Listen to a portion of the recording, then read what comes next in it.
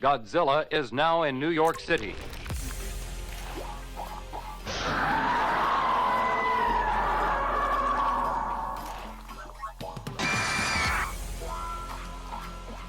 Monster 01 and 02, commence the attack.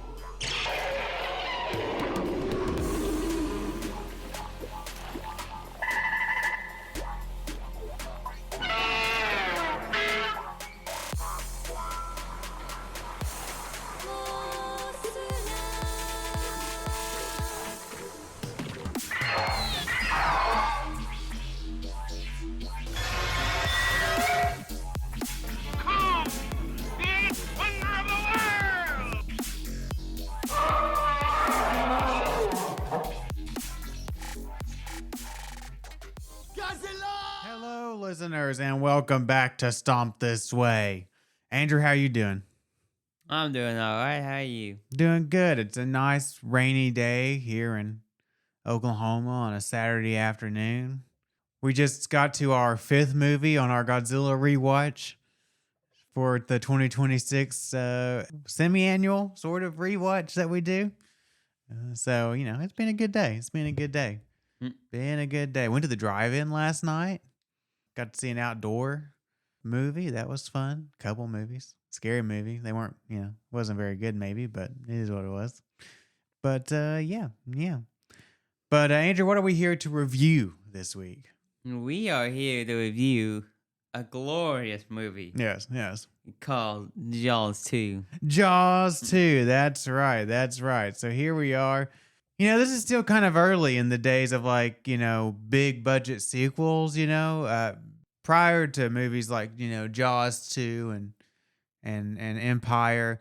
Most of the time, even if you had a hit movie, your sequels were kind of low budget schlock. They just kind of rushed them out there to capitalize, and people didn't really think highly of sequels, but they put a lot of money into this one. They put a lot of money. We'll talk about it, but Like most of Disney sequels back in the day. Yeah, no, those came a little bit later. Those are kind of like 90s era stuff, but Pocahontas 2. Pocahontas 2 and Lilo and Stitch 2 and stuff like that. Yeah. But yeah.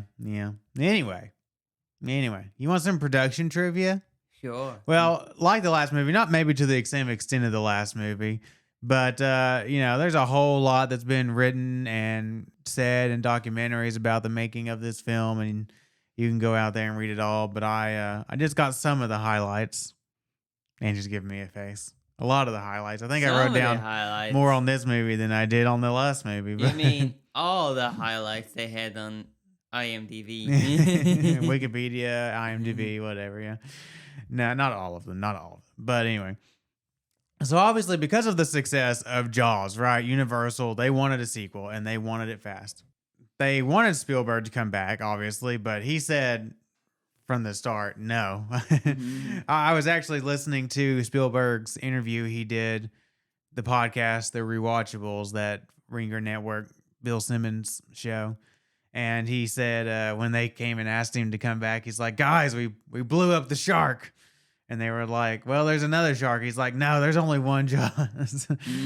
But he said no. So they brought on a writer, Howard Sackler. He did a screen treatment. And his first screen treatment was actually going to be a prequel that was about the USS Indianapolis incident that, Quint so famously went on a monologue about in that first movie. But Universal rejected the idea. But on Sackler's recommendation, they did bring on director John D. Hancock. Hancock actually spent about, I read, 18 months on this movie in all, in pre-production, and then he did 1 month of shooting. But the studio didn't like the tone of the movie. He was trying to make like a really dark and serious movie and violent movie, from what I understood. And he also clashed a lot with Universal's president over the role of Ellen Brody, of course, played by Lorraine Gary, because Lorraine Gary at the time was the wife of the president of Universal. And apparently, there was a scene that the president of the studio wanted where, Ellen was going to, swim out to the sailboats and, help save the kids or something. And Hancock was like, no, we're not doing that. Ain't no woman gonna save the day in my movie. He didn't say that last bit, but apparently they got into a big fight over it. And they still didn't get that scene. And that scene still didn't come. And Hancock was fired. And the shoot was just like the first movie. The shoot was plagued with all kinds of issues. They built 3 new. They wanted to reuse the animatronics from the first movie, but they weren't stored properly, and they had rotted and rusted away. They built 3 new animatronic sharks that were supposed to be more advanced than the animatronics used on the first movie, had more, kind of articulation and things of that nature. But they had all the same problems with the animatronics that they did on the first movie.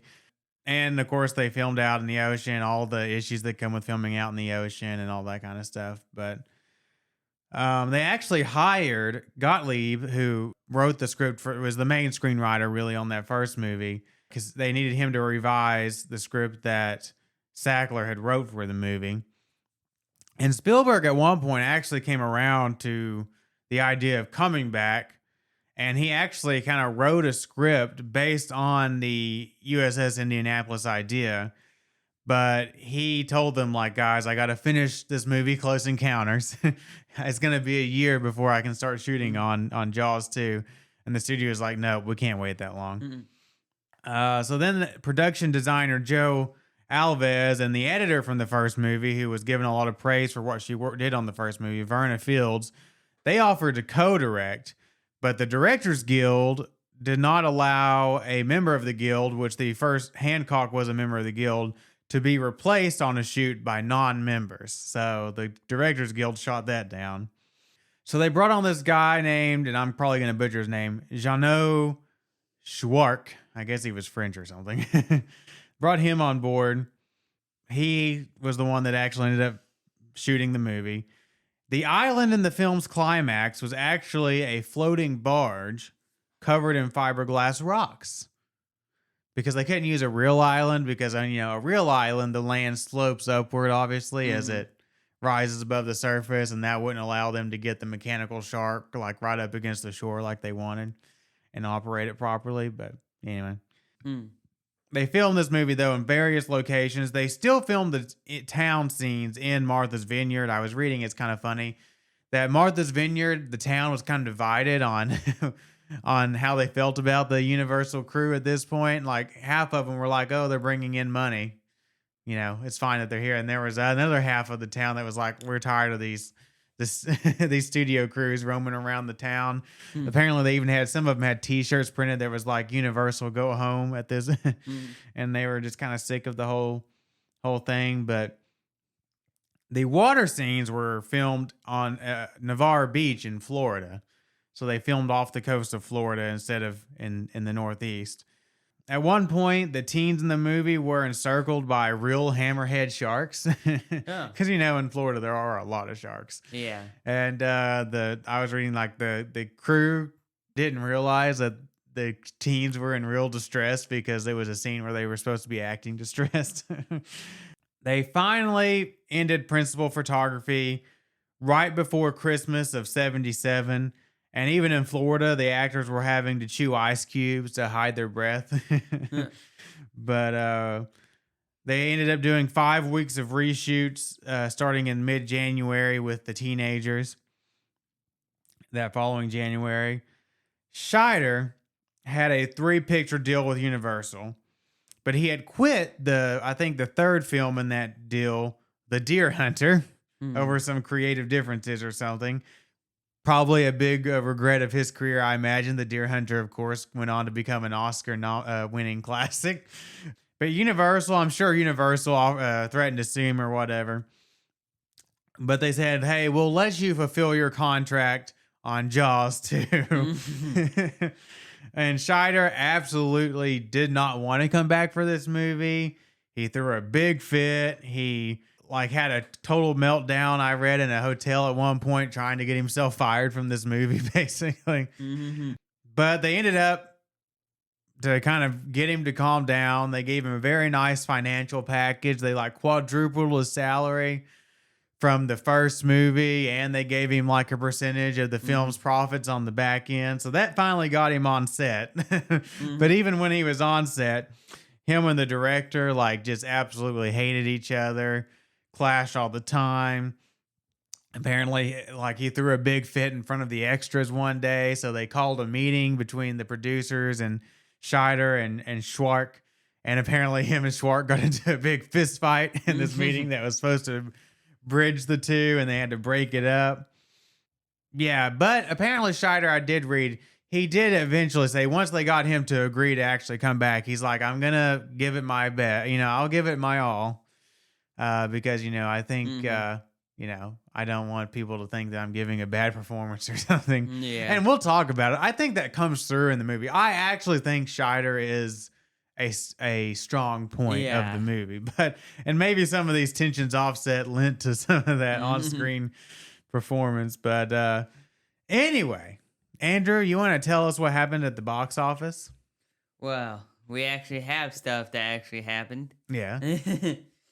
Was released, if you didn't know, June 16th, 1978. That's right. And, with a budget of, not bad, 30 million, Man, that's a big budget. Yeah, that's one of the most expensive movies ever made at this point. I think. And it was a sequel. And it was a sequel. I think the Dino De Laurentiis Kong, which came out in 76, had a budget as big or bigger, so it wasn't the most expensive movie, but it was.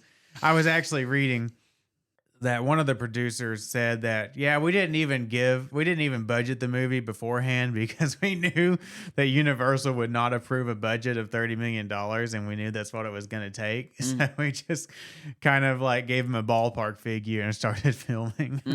Wow. But, it's open to, not bad, 9.9 million domestically. The record at the time. Yeah. Set the record again. Remember when that was the record? Yeah. Yeah. Actually, another thing I was reading, it opened the same weekend as Grease. And Grease also opened to about right at 9 million, which would have also been the record if it wasn't for Jaws 2. Now, of course, Grease went on to be the biggest hit that year. And you'll read here in a second where this movie ended up. So in the long run, Grease had the last laugh, but I did think that was funny. Also had a single day record of 3.5 million. Not bad. Not bad. Earned 77.7 million domestically in the initial run. And sixth highest grossing film of 1978. Total after release is 102.9 million domestically. Yeah, after the re-releases. After re-release, whatever. I didn't spell that right. That's my fault.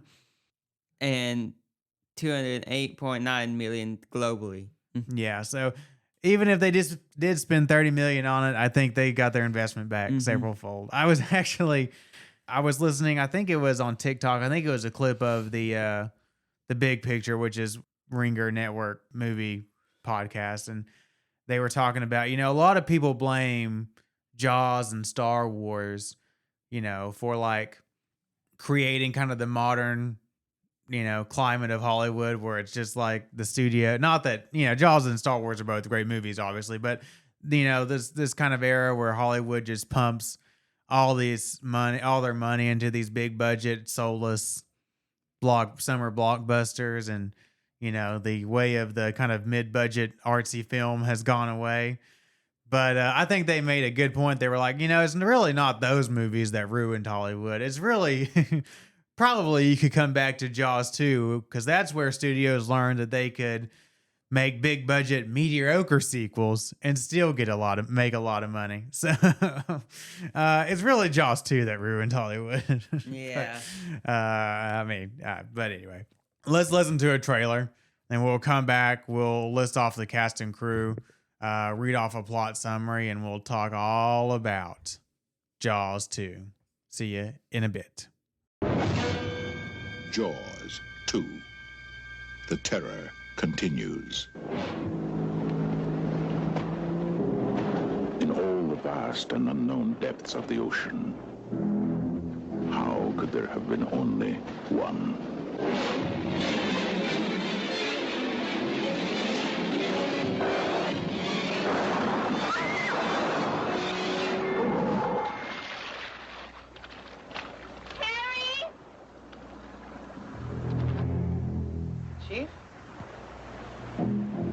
Chief Brody, can we go, please? I think we may have another shark problem. Are you serious? Roy Scheider. The whole beach looks incredible. Lorraine Gary. And Murray Hamilton. Look at this. That's a shark.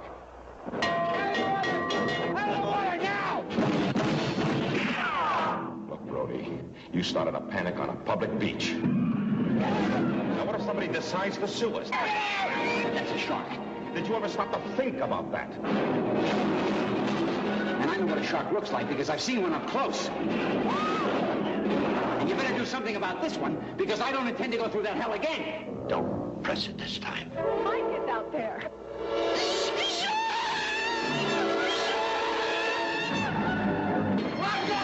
None of man's fantasies of evil can compare with the reality of Jaws.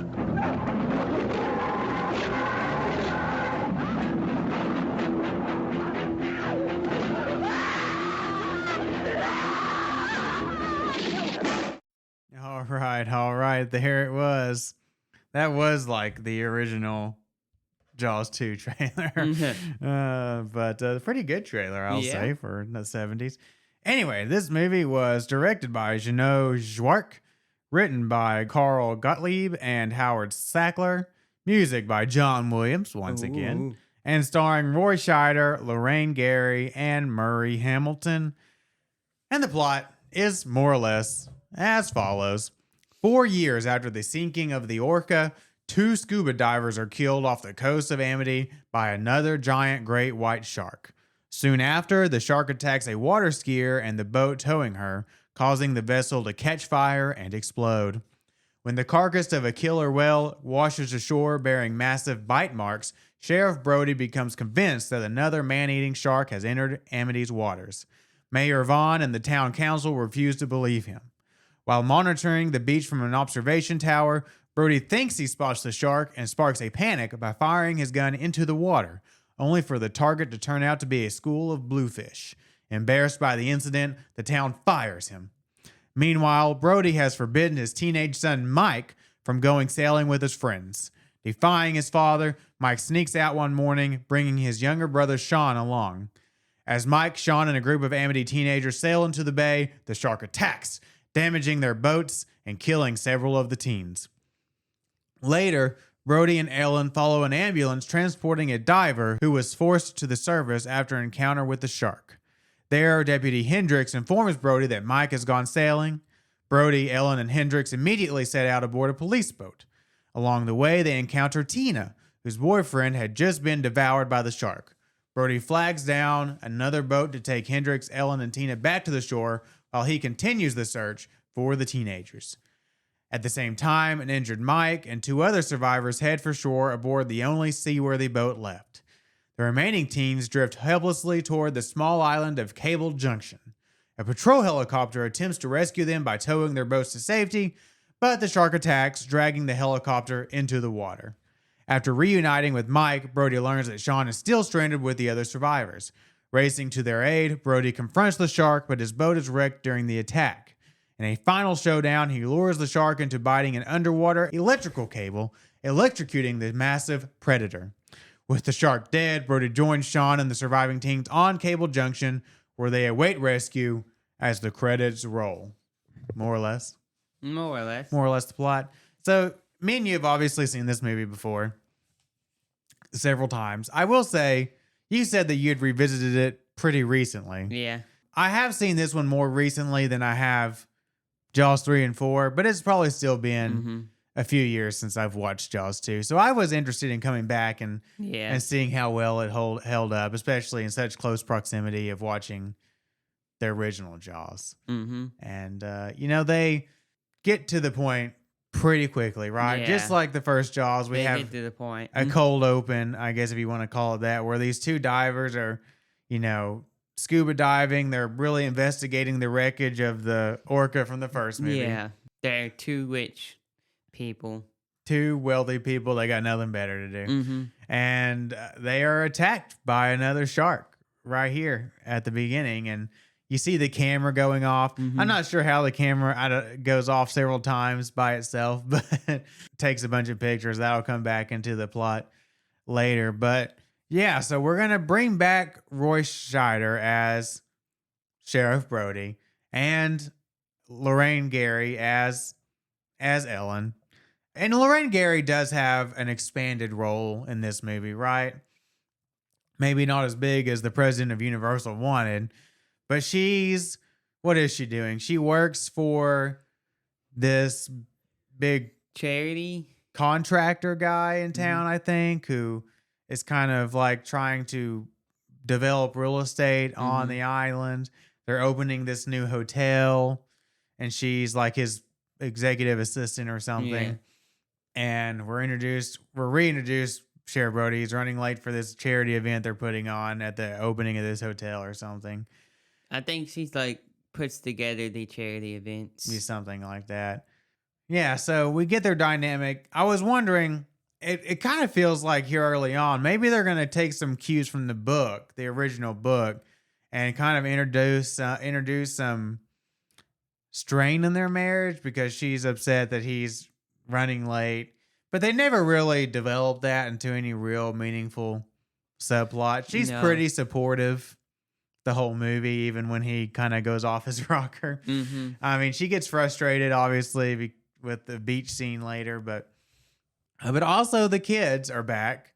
I don't think it's the same actors. It definitely isn't. I don't think that much time has passed in real life. But Mike it says 4 years.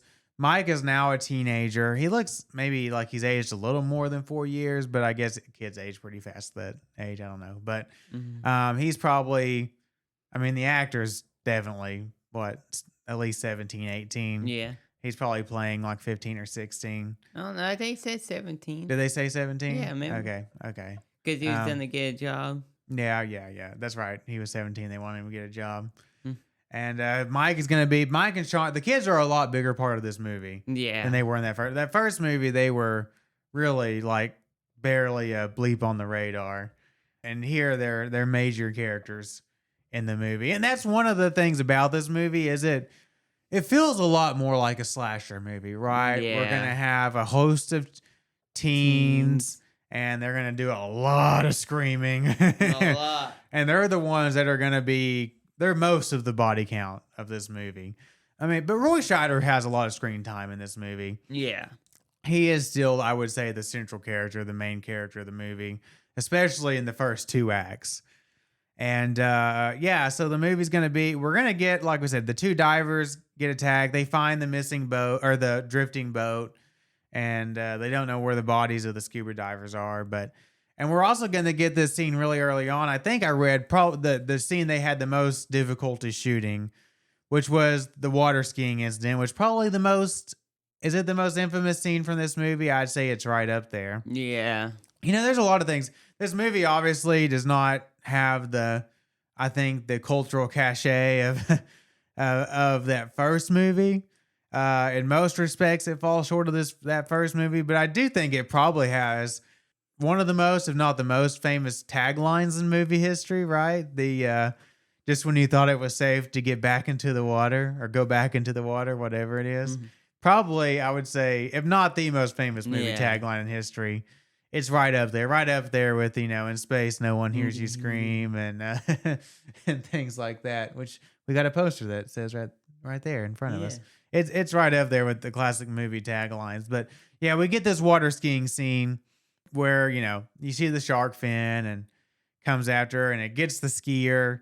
And then one of the kind of WTF moments from the movie, I do think it's a good idea to give the shark, they're going to use this as an excuse to give the shark kind of a unique look to kind of differentiate it from that first shark, maybe so they could sell different toys or whatever. Yeah. I don't know how big of a toy seller Jaws was, but the chick, the shark attacks and the woman on the boat, I don't even know what she was trying to do, but she picks up a gas can, dumps it all over herself. She doesn't even point it the right direction. I think we're supposed to get that she was trying to throw it on the shark, although I don't know what she was going to light it with, but she totally just raises it over her own head and dumps it all over herself. It gets A little bit on the shark. Yeah, gets enough on the shark because then there's a spark or something. No, remember she gets the flare gun out. She does. Okay, she gets the flare gun out, right, and she shoots at the shark, and it catches the boat on fire. Catches her on fire. Catches her on fire, and all the gas cans. And the boat goes boom. But now the shark is going to have a burn mark, which is, like I said, going to give it a different, a distinct look from that shark in that original movie. And I think that is a good idea. I like that idea. Even if the scene to get there is kind of stupid. But, Yeah. And I do love the old woman on her porch just sitting there watching, and she's like, oh my. Goes in her house to call the police. And the teens are like, we just saw a puff of smoke. The teens making out on the hill. Yeah. So you can see it in Sheriff Brody's face that he kind of suspects something's going on when he's, interviewing the woman and the kids on the porch or whatever, but he doesn't say it yet. But what happens next is there's this orca carcass washes up on the beach, and there's some big bite marks taken out of it. And of course, Brody immediately jumps to Shark. And I do love what I really like about Scheider's performance in this movie. I think he gives a really good performance of someone suffering from shark PTSD. Yeah. And I think it's a pretty, a natural performance of how someone who had gone through what he had gone through in that first movie would react to the idea of another giant shark. Now, in reality, would that family probably have picked up and moved inland? I would say probably. Probably. But they're still here. Is it stupid that there's another 20+ foot giant great white in the same waters? Now, we'll get to Jaws, The Revenge here in a few weeks. And that movie totally dives headfirst into the idea of a shark getting revenge. But he floats that idea in this movie. Yeah. Where he's how dolphins, communicate with whatever he says. And he's like, could sharks do that too? And the woman there, the expert, shuts that down real fast. But this movie, we make fun of Jaws 4 for that, but this movie floats it. Dude, sharks don't go for revenge. Yeah. And Jaws 4 will say that they do. But first, anyway. We have to get to the third one. Yeah, we got to get through the third one first. But which has Dennis Quaid. It does have Dennis Quaid. But anyway, yeah, so he's trying to convince Larry Vaughn, who's, Murray Hamilton's back as Larry Vaughn. Hey, there's a shark. And he's like, oh, no, we're not doing this again. And he tries to talk him down. And then we get this scene on the beach where Ellen's boss is again, trying to show some investors the beach or something. And she's there helping him do the tour. And Brody's up there in the watchtower. And the mayor's he's like, what's he doing up there? He's in his watchtower again. And that kid comes up. He's like, what's that man looking for? And goes into the thing about this is a shark town. And he's like, no, he's just watching. Yeah. And he sees a shadow in the water. And of course, immediately panics and comes down, pulls his gun out, is waving it around. And shoots into the water. And of course, which is dangerous because bullets can skip off the water and hit somebody. Well, we skipped a scene earlier. I love this scene earlier where he's just sitting in his office in the dark and making making cyanide tipped bullets. Yeah. Putting the cyanide and then dripping the wax to hold the cyanide on the bullets. It's maybe a little cuckoo for Cocoa Puffs. Yeah. But is it before this scene or after the scene where they get the pictures developed? I think it's after. It's after because he'll go to the photographer guy because they've recovered the body of the divers, right? And they got the camera when they dredged the bottom or whatever. Yeah. And they do set up the electrical cable, right? Because when they're dredging the bottom for the bodies, they accidentally pull up the cable, the electrical cable. Which is funny because the boat literally gets dragged backwards. And then I think they just kind of pass it off as oh, we got hooked on this electrical cable or whatever. But so they do set that up and it'll come back at the end. But anyway, so he goes to the city council meeting. He's got these pictures, which he's convinced show a shark's eye, right? but he gets fired by the city council. I do think they say later that Larry Vaughn was the only one that voted not to fire him. Mm-hmm. But he goes home and Deputy Hendricks is there. I guess, did they promote Hendricks to sheriff? I don't know if they ever flat out say that, but Hendricks is, talking to he's Ellen. the only really other... And Hendricks is a returning character from that last movie too. Mm-hmm. But he's the only other deputy there. He's the only one we see in this movie. I mean, he had a few deputies in that first movie, but anyway, yeah. So he's fired. He comes home. I think he's drunk when he comes home and kind of making a fool of himself. And Hendricks is there. Yeah.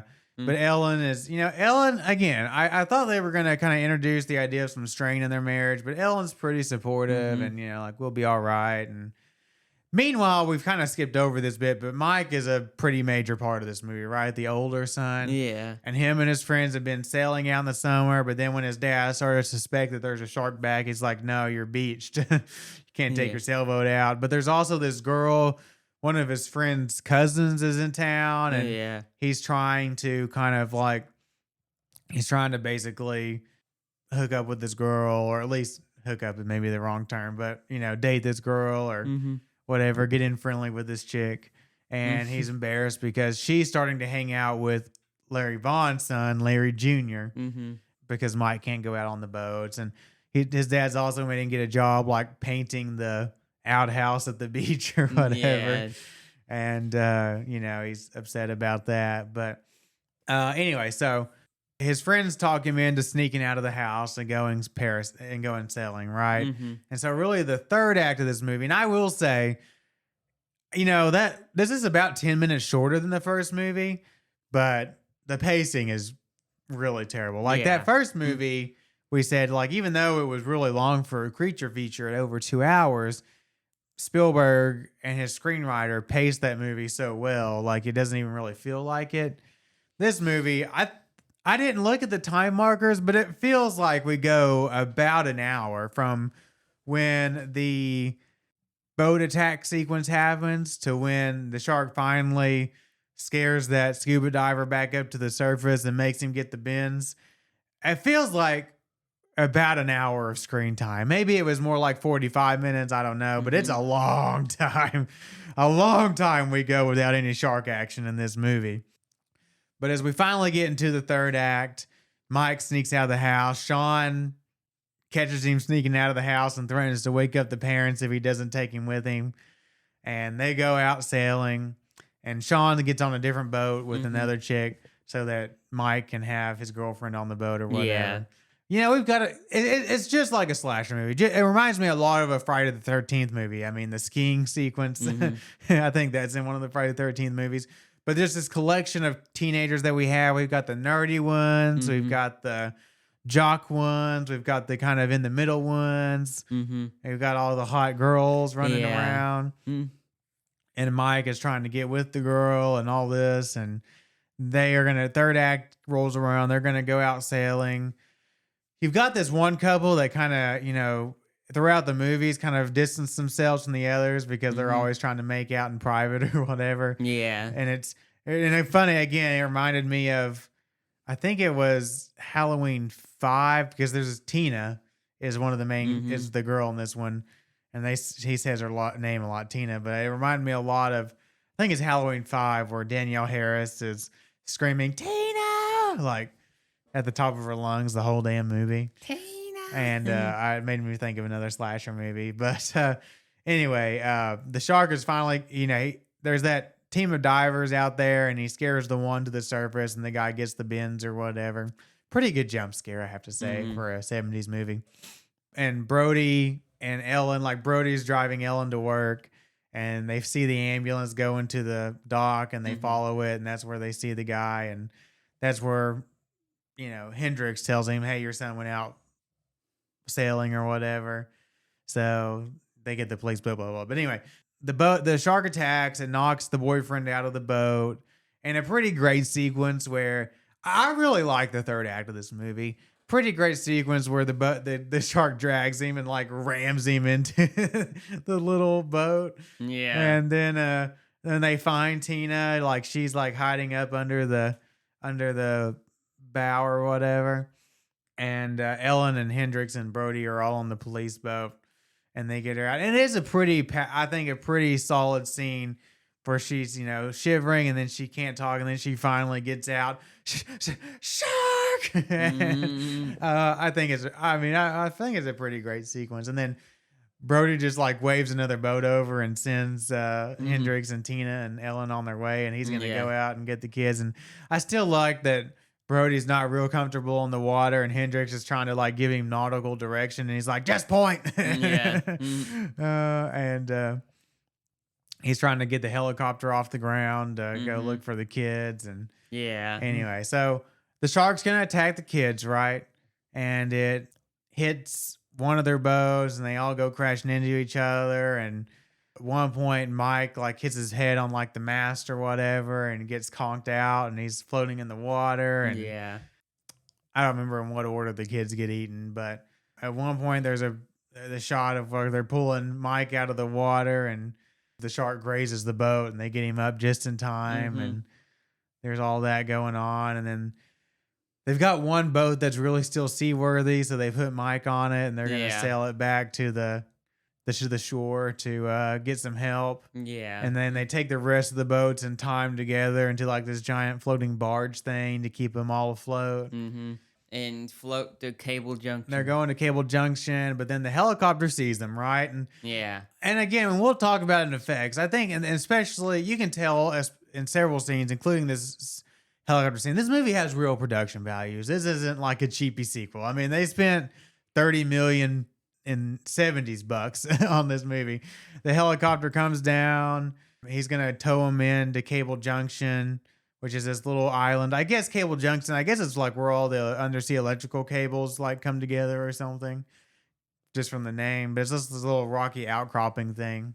But of course the shark comes. The whir of the blades attracts him, and he grabs the little runner and pulls the helicopter down. And of course the blades like go flying everywhere and chop up the sails and the boats. And is it at this point where the girl, like they all get knocked in the water, and the one girl that Sean was on the boat with, like she's getting him up on the boat, and the shark just comes and eats her. And, I think one of the nerdy kids gets eaten or something at some point. And does Larry Jr. get eaten? No. I don't think Larry Jr. gets eaten, but there's the one chick, I think the one that Mike was crushing on, and she just is constantly screeching at the top of her lungs. I mean, oh my God.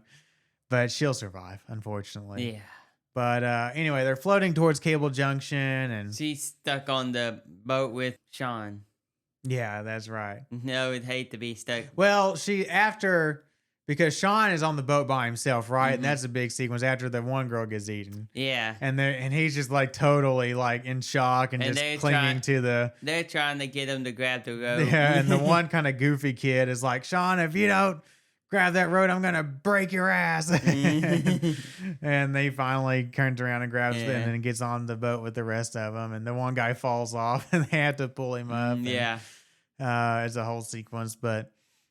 They do take care of Sean, the little kid. It's like that one guy is like Michael's best friend. Yeah. Kind of goofy. Kind of reminded me of Seth Rogen. But anyway, so Brody shows up, and he's going to save the kids. But of course, like Brody, rookie mistake. He sees the shark, and the shark hits his boat, and he panics and runs the boat right onto the ground. And, all the kids are falling around, and the shark's attacking, and I don't remember everything that happens, but basically Brody gets out on like a little boat or something, and it's a little lifeboat they had on. Like the little lifeboat, and he pulls that underwater cable up, and he's luring the shark towards him, and basically baits it into biting the. I'm glad they didn't repeat like just the blow it up from the first movie. Get a little bit of originality. He lures it in, and it bites the electrical cable, and it's a pretty good sequence where it like electrocutes itself and like literally bursts into flames and fries the shark. And kind of lucky that the cable doesn't like fall into the water and electrocute all the kids and everybody dies, I guess. But but then they get on the island, and they're gonna wait for rescue, right? And the end. That's the end of the movie. So yeah. But listen, as I was saying, like, I really enjoyed this movie. Like, again, I have a soft spot for creature features. So anything that's, you know, competently made and it's a creature feature, I'm going to give it more points than most people probably. And I think this movie is competently made. Like, listen, yeah, there's the second act is really slow, no shark to speak of, and really kind of tanks the pacing. But when I think the shark gets a fair amount of screen time. He's on the screen a lot in the third act and quite a bit in the first act. I think Scheider's given a good performance. You know, I think the supporting cast around him is pretty good. You know, some of the teenagers get on my nerves, but how many slasher movies with annoying teens that we watch and claim to love? So I guess I can't knock it too much for that. Yeah, I mean, like, it's definitely got silly moments, like the fact that there's another giant shark, and that whole boat sequence with the skier is kind of silly. And, you know, some of the dialogue with the teenagers is kind of cringy. But, you know, I don't know. I mean, I had a fun time. Yeah, it wasn't terrible. It's definitely not terrible. We'll see terrible. Don't Jaws worry. 4. Probably starting next week. But yeah. You want some creature design? Sure. All right, we're the shark. So they pulled off using the same methods they did last time, a combination of real shark footage. I think more shark footage this time, I noticed. Real shark footage and animatronic sharks. Now, one of the things that they tried to do with the animatronic sharks in this movie that they, you know, one of the problems they were plagued by with the shark last movie is that when the shark would move its mouth, the skin, quote unquote, would like get pinched in or whatever, and it would look weird. Now, Spielberg did a great job shooting around it last movie, but they tried to create some new sharks that wouldn't have that problem, because the director wanted to show the sharks a lot. He's like, the audience knows what's coming. There's no point in hiding the shark and doing the whole Hitchcockian thing. So he's like, let's just put the shark on screen. And I actually agree with that instinct. I think, you know, we know what the shark looks like. We've seen the first movie. Yeah. I don't think you could do what Spielberg did, hiding the shark, and it work as well this time around. It's like, just show the shark. But I think the sharks look good. Like, listen, I like the visual distinction they gave him by giving him that burn mark. I think the animatronics look good. There is one scene, I think it's actually a cool shot, but where you can tell where like the mouth kind of folds in on itself, where I think it's the scene where they're trying to pull Mike out of the water before the shark gets to him. And, you know, they pull his legs out just in time as the shark is grazing the boat. And you can tell like the upper jaw like kind of creases in on itself. I mean, it's a cool shot, but at the same time, it's like, oh, well, that did kind of look fake because the mouth kind of folded in on itself. But you can't help it all the time. I was going to say, as much as they have the shark on screen and as good as it looks, like most of the time it's on screen, I can't really complain that much about it. But listen, I think the shark looks good. I don't have any, other than that one sequence, I really don't have any complaints with the shark. And then the effects overall, again, this movie's got real production values. You can see that 30 million on the screen, right? They've got the helicopter sequence where they wreck the helicopter. Yeah, they wrecked a real helicopter. It looks really good. That boat. I don't know if they had the actors on set the same time they wrecked the helicopter. Probably not. I mean, there was some camera trickery there, but yeah. That boat explosion, even if it's silly, was a really cool boat explosion. I mean, they've got a lot of extras populating the beaches and stuff. Yeah. You know, they have, you know, all these boats, I mean, they don't have a full-fledged like fishing boat like the Orca like they did last time, but they have all these sailboats out on open water and off Navarre Beach, Florida. I bet, you know, getting that many sailboats wasn't that cheap. Well, yeah, getting the sailboats and then, you know, fighting the open water to keep all the sailboats in frame and doing all that. I mean, I'm sure it was a pain in the ass. But again, because they're actually filming it out on the open water, you can tell and it looks good. And you can tell they're not on a tank in some back lot in Universal Studios or whatever, right? And then they crashed the boat at the police boat onto the island. The fact that they created that island just like a floating barge that they covered in some fiberglass rocks was really neat. I did read like at one point, like the anchor holding the barge down snapped, and the director got a call in the middle of the night, said, "Hey, your barge is floating towards Cuba," and they had to go and retrieve it. Your barge is floating towards Cuba. but But no, I think the production values are really good, and you can see them reflected on screen. It's not a cheap looking movie by any No. sequence. And then the score, John Williams is back, right? Listen, this is prime John Williams. I mean, it's a good score. Yeah. At no point am I like, oh, the score is taking me out of the movie. Now he does try to, I feel like, punch up his Jaws theme, adding more notes and riffs and stuff. And I think the beautiful thing about the theme was how simplistic it was in that first movie. And I think it does lose something by, adding to it, adding more notes and like I said, punching it up. So it's not as good as it was last time around. And I don't think he relies on it as much as he did in that first movie. No. But it's still a good score. Like It's still John Williams did a good job, and you're not going to get me to say anything negative about John Williams. Did you know he's still working? He wrote the score for this new Disclosure Day movie. Hey, he's one of those guys that's gonna work until he dies. Yeah, I mean, I think he's basically wheelchair bound nowadays, but I guess he's still writing music. He's So, like, yeah. no, doesn't get my paycheck. He doesn't conduct the orchestra like he used to, but I mean, it's still something to be said. Whatever he is, he's got to be like in his mid-90s or close to it. Yeah. But anyway, He doesn't have to. He's a very wealthy man now. yeah, he does it because he wants to. But anyway, Andrew, you ready for some final thoughts? Sure. Why don't you go for it? Like we said, this movie is not bad. Yeah. Is it as good as the first one? Probably not. Yeah. No, there's no pretense about that. It's not as good as the first one. Most likely, no. Yeah. Most people would say no. If there's somebody out there that thinks it's as good, more power to them. Yeah. There's some people that like sequels better than the original. But, this movie's good. The animatronic sharks, they look pretty good. They're not bad. And then, they have three of them. Like, they had 3 different versions in the first one.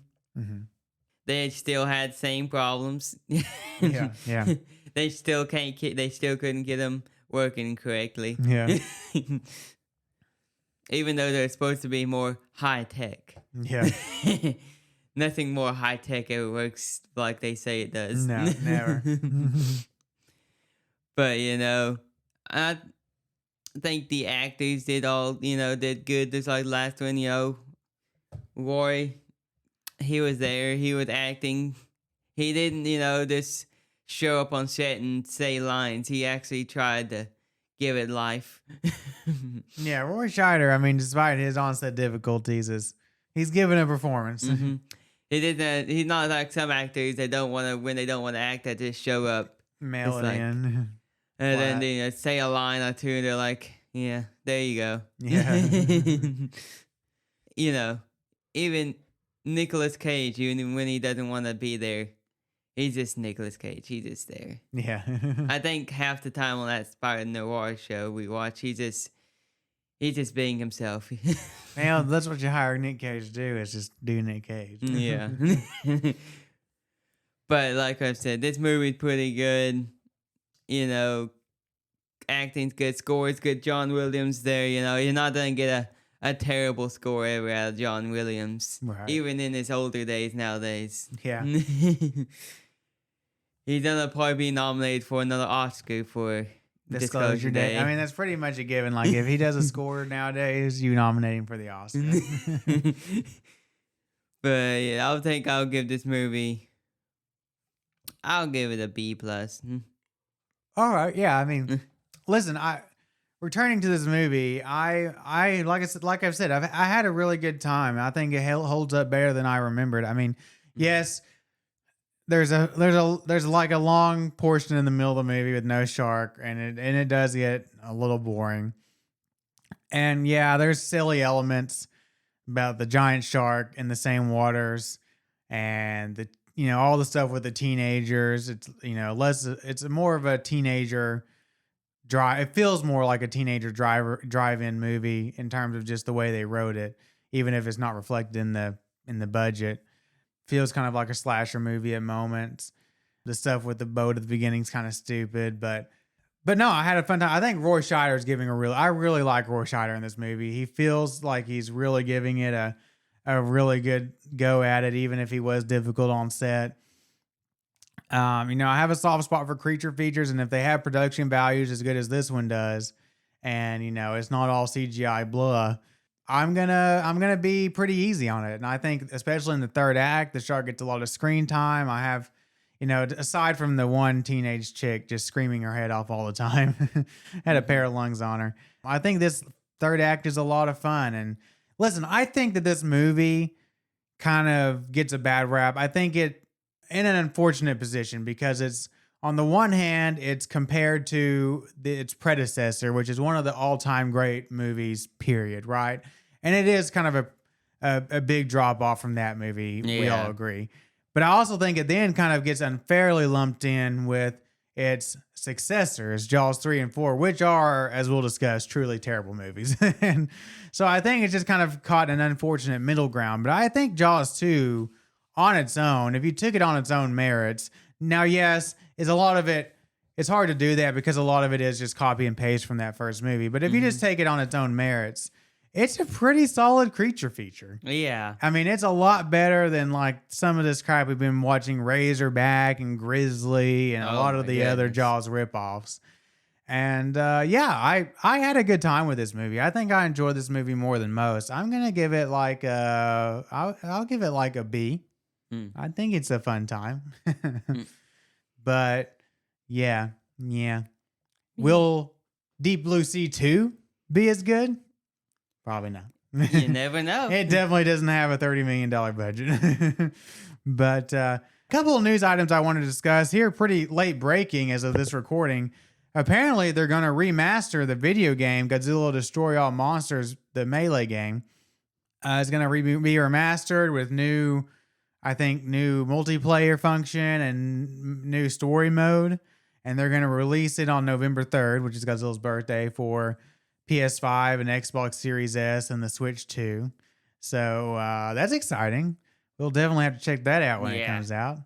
And then nothing else, some G-Fest news. The Pickwick Theater announced its lineup. Andrew, do you remember what the lineup was? It was Godzilla movies and other movies. It was Godzilla versus Ebra and Gamera versus... Yeah, so if you're interested, if you're in the Chicago area or if you're going to G-Fest, it is... The first double feature will be Ebra Horror of the Deep and Gamera versus Barugon. And then the evening double feature that Thursday will be King Kong, the 76 Dino De Laurentiis version, and Gamera versus Zigra. I do want to see the King Kong movie on big screen. That'll be neat to see on the big screen. I mean, all of them, obviously. And then the late show on Friday will be Godzilla GMK. On Saturday, the late show will be Godzilla -1. And then they're adding a Sunday show at 5 after the con wraps up with Rebirth of Mothra, the first Rebirth of Mothra movie.